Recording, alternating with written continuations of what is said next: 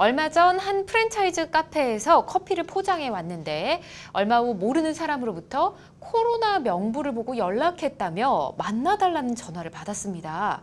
제가 거절을 해도 상대 남성은 집요하게 연락과 문자를 보내오고 있는데요. 상대 남성의 연락처만 알 뿐 누구인지 어디 사는지도 모릅니다. 이제는 어디 나가기도 무서운데 연락해 오는 사람을 신고할 수 있을까요? 신고하면 어떤 처벌을 받게 되나요? 처벌이 가볍다면 차라리 참아야 하나 싶은 생각도 듭니다. 아이고 무섭습니다. 일단 코로나19 바이러스 때문에 이제 어딜 가나 출입 명부를 작성하든지 아니면 QR코드를 찍든지 뭐 이렇게 해야 되는데 이름과 전화번호를 남기면서 이런 문제점들이 좀 생겼네요. 개인정보를 보고 지금 연락을 했잖아요, 이 남자가. 네, 이 개인정보보호법 이런 거 위반한 것 같은데요? 네, 굉장히 불쾌할 것 같네요. 그러니까요. 개인정보보호법상의 개인정보 처리자인 경우에는 개인정보가 도난 또는 유출되지 않도록 안전관리에 최선을 다해야 됩니다. 네. 지금 이런 코로나 명부라고 하죠. 전자명부든 출입명부의 경우에는 결국 그 식당이라든지 사업주가 개인정보 처리자가 될 것 같은데요. 만약에 그러한 도난 또는 유출되지 않도록 최선 다하지 않았다면 문제가 될 수 있겠죠. 네. 개인정보 처리자는 업주에 한정될 뿐인 건데 이제 열심히 업주는 다 그 주의무를 다 했는데 그 부주의한 틈을 타서 아니면은 뭐 부당한 방법을 이용해서 연락을 시도했다, 즉 개인정보를 캐냈다. 라고 하는 경우는 그 남성의 경우에는 개인정보 처리자에 해당하지 않는다는 말인 거죠. 이게 지금 문제인 건데 이처럼 전자명부를 해킹하는 등의 불법적인 경로를 통했다면은 그 남성은 정보통신망법 위반의 적용을 고려해 볼 수는 있겠습니다만은 수기로 작성한 출입명부를 보고 연락한 것, 이것에 대해서는 정보통신망법 적용은 좀 어려울 것 같습니다. 그렇군요. 알겠습니다. 자, 근데 뭐 전화가 와서 어쨌든 싫다는 거절 의사를 계속 밝혔습니다. 근데도 뭐 계속해서 연락이 오는 것 같은데 이 부분에 대해서는 어떤 죄를 적용할 수 있을까요? 죄가 적용이 되겠죠? 네, 네. 됩니다. 그 만남을 요구하는데 지속적인 연락을 했다라고 한다면 경범죄처벌법상 지속적 괴롭힘에 해당할 여지가 있습니다. 예.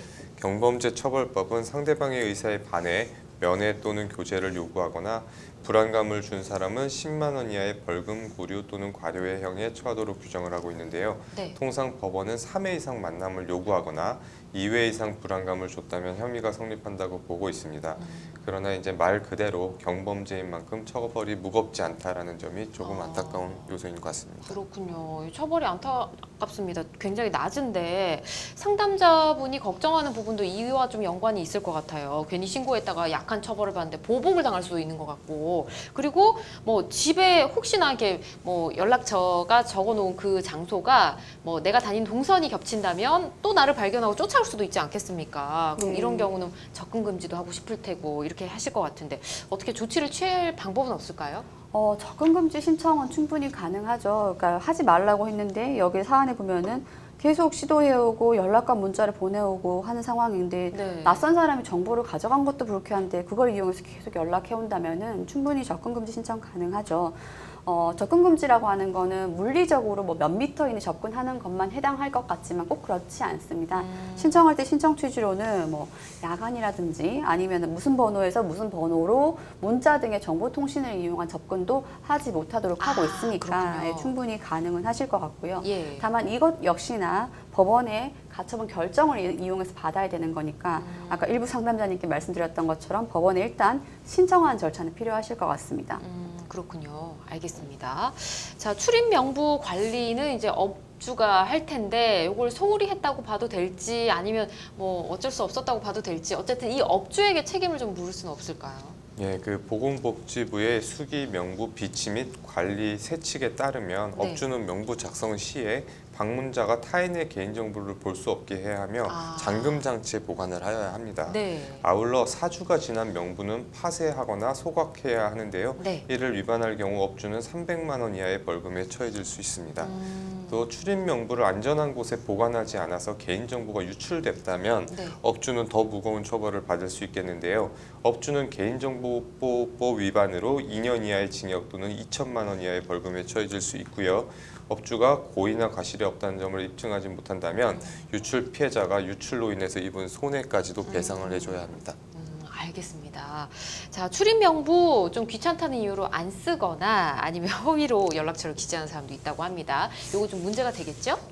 그럴 수 있죠. 그러니까 출입 명부를 잘 작성해야 되는 것은 혹여라도 확진자나 아니면 감염 의심자가 나왔을 경우에 빠르게 대처하기 위함인데요. 그렇게 하기 위해서는 출입 명부를 가급적이면 진실한 정보로, 즉 일이 생겼을 때 바로 연락할 수 있는 연락처를 기재하는 게 목표이긴 합니다. 네.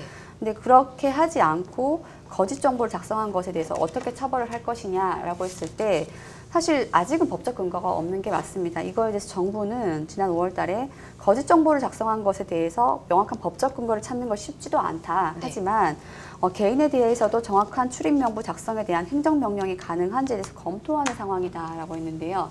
왜 행정명령을 이야기하냐면 감염병 예방법에 따르면 행정명령을 위반한 경우 벌금을 부과할 수 있기 때문인데요. 아직까지 명확한 처벌 규정은 없지만 벌금형에 대한 논의는 있는 상황인 것 같습니다. 그렇군요. 알겠습니다. 이런 일이 일어나서는 안 되겠죠.